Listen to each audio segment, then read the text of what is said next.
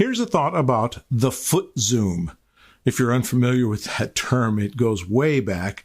Back in the day, prime lenses were always higher quality lenses than zoom lenses. And so the prime lens photographers would chide the zoom lens photographers by saying, if you need to get closer to the subject, use your foot zoom. That is to say, walk closer to what it is you want to photograph. And I suppose back in the day that might have made sense because zoom lenses were somewhat suspect.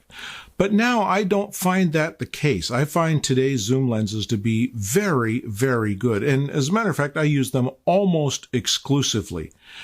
Of note, I find myself using longer zoom lenses more than I ever did. As a matter of fact, there's a decided shift in my photography in the last 5 or 10 years to longer and longer lenses. And I think for 4 specific reasons, not the least of which is a longer lens changes the geometry of the subject.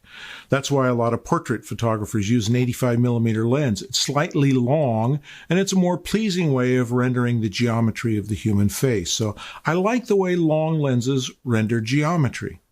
I like the fact that they also have a very shallow depth of field. It's much easier to create a shallow depth of field with a long lens, and that's particularly important because I'm using micro four thirds cameras, which aren't known for shallow depth of field, so a long lens helps.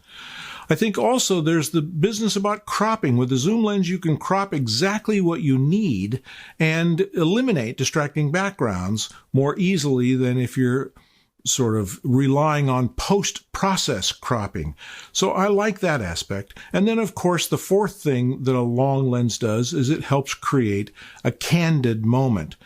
It's easier to be somewhat surreptitious in your photography and get shots of people that aren't, waving at the camera and giving the Kodak smile. So for me, the foot zoom has become less and less important as time goes on, and I find myself finding zoom lenses a more and more useful tool.